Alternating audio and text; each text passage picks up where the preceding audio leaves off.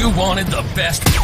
You've got the best podcast. The hottest podcast in the world. The Chris Voss Show, the preeminent podcast with guests so smart you may experience serious brain bleed. The CEOs, authors, thought leaders, visionaries, and motivators. Get ready. Strap yourself in. Keep your hands, arms, and legs inside the vehicle at all times, because you're about to go on a monster education roller coaster with your brain. Now, here's your host, Chris Voss. Hi, folks. It's Voss here from thechrisvossshow.com. There you go, ladies and gentlemen. Welcome to the big show. For 16 years, over 2,000 episodes, we bring you the Chris Voss Show. And boy, what a wonderful journey it's been. Thanks for tuning in. As always, go to goodreads.com/Chris Voss, LinkedIn.com/Chris Voss, Chris Voss on the TikTokity, and all those crazy places on the internet. Today, we have a very prolific author on the show with us today. We're talking about her latest book, Surgical Murders. Book 5, out May 22nd, 2024. Laura Burke joins us on the show with us today. We'll be talking about her latest book and all the other works that she's done. She's always been a storyteller since childhood. She's dreamed of becoming an author, and now she sees her stories in print, and her dream has become a reality. She was, since 8 years old, mysteries have been her passion, especially murder mysteries. So much after working for more than 20 years, she became a private investigator. She worked in close contact with police officers and detectives on several closed case files with amazing results. She currently resides in Florida. Welcome to the show, Laura. How are you? Laura? Hey, I'm fine. How are you? There you go. I'm fine as well. Glad to have you. And give us your .coms. Where do you want people to find out more about you on the interwebs? They can look me up on my website, which is Laura Burke, mysterywriter.com. And that has all of my books listed, and it tells a little bit about me. One of my hooks is that I kill people for a living, and I really enjoy it. Does your husband, what does your husband think of this? Does he keep one eye open at night when he sleeps? Yes, he does. He's already told his family that if anything happens to him, to please look me up. The plot will be in one of your books, probably, on what happened to him, if anything befalls him. So give us a 30,000 overview of your new book, Surgical Murders. Well, it's like all of my books. You never know who's going to be the killer. Oh, wow. I leave that to the very last chapter in all of my novels. I don't even know who the killer is until I get to the last chapter. So it's very interesting who shows up. Most of my books are about murder, and they always have a streaming hook to them. You never know who's going to end up. There is always one or two people that you would believe is the killer, but it turns out they're not the killer. So it's always an interesting transition, so to speak. Most of my novels, including this one, most of them are very old. They are cold cases. This one is about 5 years old, and it involves 3 real estate agents, and they are going to a seminar, and they go to this seminar also as a vacation for them, while one of them is planning her wedding. The other 2 that are with her are her bridesmaids, and they're helping her plan out her wedding. And all of a sudden they turn up dead in 3 different towns on 3 different parks, and they're all nude. Oh, wow. So it's very interesting that the police don't investigate it more, because they contribute these 3 girls as prostitutes. So when you're a prostitute in these little towns, they don't think anything about it. They feel that is really not a concern to them. They're prostitutes. Oh, well. They slack it off, and they don't really investigate it. And it turns out that they're not prostitutes. Oh, wow. 2 very elderly gentlemen who are doctors, and all these are surgeons as well. Jolene feels that they're probably involved in the murder on these girls because everything is exactly alike. The surgical incisions on their neck are exactly the same. And they end up in a unique position in these parks. So you would think, well, it's got to be a doctor. Who else would do this murder? Kind of methodical, huh? Yeah. So, the police just say, well, oh, well, these are prostitutes. Just Wow. throw them away. And I imagine that happens a lot in real world stuff that you saw when you were working with detectives, maybe. Exactly. Wow. And, it's really a shame that they feel like because they're prostitutes, why waste their time? Yeah, some lives shouldn't be worth more than others, technically. Exactly, and life is life. That's what happens in the real world. They all feel prostitutes aren't worth the tinker's damn, so why go and waste my time? Yeah. I think it's probably because it's a lot of work too, right? Because usually they don't have good family connections. It's hard to find. They're harder mysteries to solve probably in real life because. Well, it's not really hard. It's just that when you're a prostitute, why waste your time? Wow, that's unfortunate. Prostitutes usually are women that run away from home as girls, and they end up on the street. And nobody cares. They don't care if they had a family. They don't care if they've got connections with anybody. They're useless in their eyes. But in this case, these people are in your book. They're real estate agents as a livelihood, but their murders get ignored. Well, I'd like to state for just the record that I did not do it, so I just want to make sure I'm clear of that. Are you sure? I have a guilty conscience for some reason. Training? I'm going to take the fifth on that one. There you go. How many books do you have out now? You have quite a few. 18. 18. Wow, prolific. In 10 years. Now, are these books that are in a series where there's an ongoing protagonist, or how do most of your books work? They stand alone? Well, like on the Mason series, there are 6 books, and they all contain the same detective that looks into these. Now, Jolene series, each book solves itself, and Jolene is the main character. She started out by looking into the model murders, which is a book about young girls who usually have their pictures taken by certain people for the prom. And what she has done in the model murders is she clips these headlines out of these girls turning up dead. Now, these girls are all from well families, but they turn up dead, and she's been keeping a book with all of these clippings. And her father didn't know anything about it until one day she was running late, left the book on her bed, and he happened to see it. And so when she came home from school, he asked her about it. And she told him what she'd been doing, and she was in high school. So he said, you really shouldn't waste your time about this, and it's just going to really disturb you. So, forget it. Well, she couldn't forget it. So when she graduated, she started investigating this. And when she started investigating it, it turned up that she was right. These girls were all being killed by the same person. And she starts investigating how, where, and when. And she interviews the families of these girls, and they had no clue as to why these girls were being killed or who was killing them. Oh, wow. She solves this case.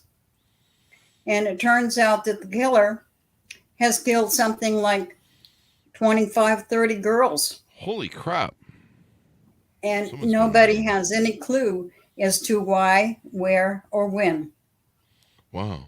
So Then she you go needs to to the solve the yeah. murders. So then she goes to the police academy Mm-hmm. and she becomes an officer.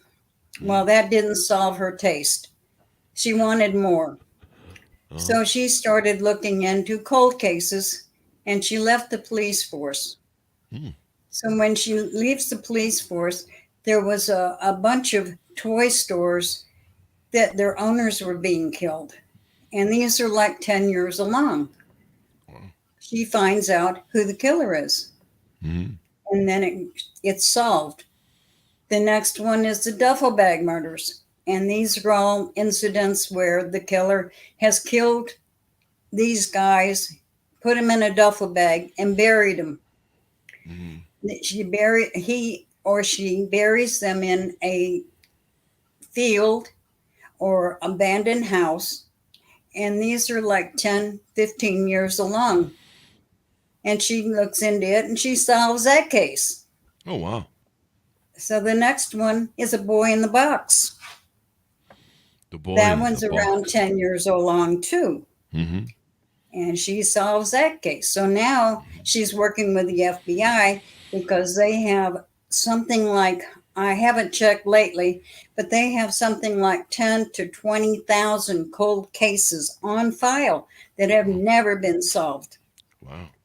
She's working with the FBI. The FBI loves the way she's able to solve these cases, and they make her an honorary FBI agent. Hmm. And they have given her 2 FBI agents to work with. And they go out and they solve these cases, Mm-hmm. which is amazing to the boss because Mm-hmm. he wants this whole basement cleared out of all these cold cases. Wow. These cold cases run anywhere from 10 years to 25 years old, Mm. and nobody has worked them. It's amazing, and this is true. These cold cases aren't being worked by anyone because they have no clue as to where to start. But Jolene does, and she starts looking into these cold cases, and she takes her 2 buddies, which are FBI agents, and they work these cases from head to tail. Mm. There you And go. she's able to solve these cases, and they love it because she is so motivated in making these cases go away and giving rest to the families who have wondered all these years, what happened to my brother? What happened to my sister? What happened to my child? And Mm. nobody knows. Nobody knows. So So, how did you these become? cases are all old. Okay, there you go. So, how did you get into writing? When did you start writing as you grew up? What influenced you and got you into being an author? How did you go down that journey? About 10 years ago, I had started a book, Rendezvous Key, Mm-hmm. and I pulled it out one day and I said, I'm going to finish this book. And my husband at that time says, oh, you don't know what you're doing. I said, well, I'm going to finish it. And he kind of laughed at me. And I finished it, and then I started another one. And then I was writing 2 at the same time. And I just found it so thrilling to be able to write and to take I guess you would say, my anger and my all of my stress out into my writing. Mm-hmm. I work 5 days a week. I do credentialing for doctors. Oh, And wow. when I take on a new doctor, that's one of the first things I tell him. If you piss me off, I'm going to kill you off in one of my books. So you Wow. better make sure you do everything I tell you to do. So I write on the weekends, and I have several doctors. I have 35 doctors that I do credentialing for. Uh-huh. And if one of them has made me mad during the week, I kill him off on the weekend. There you go. There you go. I have a And few that authors that have been takes on the all show. my stress away. There you go. I have a few authors on the show that they do that. They tend to kill people off that they don't like in real life and put them in their Yeah, books. So yeah, exactly. there you go. You So know, when did you there's start very writing? few. When did you start writing officially? Officially, about 15 years ago is when I started, and I started writing professionally about 10 years ago. Nice. And now you've got, it was 15 books under your belt? 18. 18. My 18 stand books. corrected there. Mm-hmm. 18 books under your belt. What a legacy. And what a great thing you're building. Now, is the same protagonist in all of them, or do you have series with different characters that are the leads? Well, with Mason series, yes, I have one investigator who is a private eye.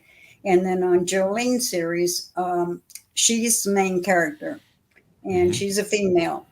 And a lot of people say, well, females can't do anything. And that's totally wrong. Females are more in tune with the problems of today's problems, and they have a heart, where males, excuse my French, males kind of say, oh, well, we'll skip this for now and we'll come back to it, which they never do. And females aren't like that. Females will dig and dig and dig until they have an answer to that problem. Males don't see it that way. That's an interesting perspective. And I'm sure you are the same way. I would hope not. So there you go. So in the book, people go through the journey. What do you hope people come away with after they've read the book? Wanting to read more. There you go. And buy more books, of course. You want to move those books. One of my books called Black Orchid, I entered it into a contest with Reader's Favorite, and I won third place. Congratulations. And that was, I couldn't believe that I won third place when they have over 10,000 books entered into these contests. That's extraordinary. And it was just amazing to me that I won. I enter very few contests because I'm too busy doing other things. But it's very gratifying to me to be able to sit on the weekends and watch TV and watch murder mysteries and also write at the same time. I find it very satisfying. Are the murder mysteries that you watch, are they some of the inspiration you get for your books? No, not really. Okay. I try to watch some of these older ones, like Murder, She Wrote. Ah, yeah. And I look at that and I say, okay, now why didn't she do this? Why didn't she do that? But she always solves the problem about the case on the very end scene. There you go. That kind of led me to the Jolene series. That I wanted to do something on those lines to give people the whole satisfaction of trying to solve the case themselves. So you leave it up to them. Yeah. Most people don't know this, but Murder, She Wrote, Angela Lansbury, this is a joke I heard, so I don't think there's much to it, but evidently the city that she lived in, I forget the name of the little town, the tiny town that she lived in, Angela Lansbury, Jessica Fletcher, I guess was her name. But there was only like 3,500 people in it, yet it seems to have had the highest murder rate of any city in the U.S. So what my theory is she was the serial killer of everyone on the show, and she just framed up people for it. Because there was too much murdering going on in that small town for, I think she eventually would have ran out of residents to blame the killings on. So I'm pretty sure it was... she also went to New York and Philadelphia, and she also went to California. And everywhere she went, there was always a murder to solve. Yeah. So, but so did Bundy. True. I don't know. He sure I'm just did. telling jokes. Some people get upset when they accuse Angela Lansbury, Jessica Fletcher of being the serial killer on that show for 12 years. But, you kind of have to wonder. I mean, it was a real small town that she was in. And, boy, there was a lot of murdering going on. That was like murder capital of the U.S., evidently. Well, that kept the doc busy. Yeah, and there you go. The sheriff busy. Yeah. Well, they might have all been in on it then. Maybe there was... They were They would trying have to. all had to go fishing every day, and that would have been very boring. Yeah, yeah. Said to do some murdering. Well, Laura, this has been fun to have you on and stuff. Tell people, is there anything in the future coming up? Any future books you're working on? Oh, I'm writing one now. It's a part of Jolene's series, and it's called Okay. The Red Flag Mystery, Okay. Red Flag Murders. And everybody asked me, where did I come up with that title? Well, most of my titles come to me in my dreams. Oh. And when I kind of get stumped, my characters tell me what to write. They tell me what I should do, where I should go, and what I should look up. And they tell me what the title of my next book is. And they've already given me the title for 2 more books in the Jolene series. So I've got to hurry up and get this one finished so I can start on the next one. There you go. So, Laura, give us your .coms as we go out. Tell people where they can find you on the internet. They can find me on Laura Burke, mysterywriter.com. And there's a place there that they can contact me. They can send their well wishes to me, or they can send their grievance about my writing. Either way, There you go. I I'm sure welcome they love all comments. There you go. I'm sure they love your work. So, Laura, thank you for being on the show. Thanks, Simonis, for tuning in. You're very welcome. And there if there is any directors or publishers out there that want to make a movie, please get in touch with me, because I have a lot of good ideas about all of my books. There you go, and a lot of good books. So, Laura, thanks for being on the show. Thanks, Miles, for tuning in. Order the book wherever fine books are sold. Surgical Murderers, Book 5, May 22nd, 24. Thanks to my audience for tuning in. Be good to each other. Stay safe, and we'll see you guys next time.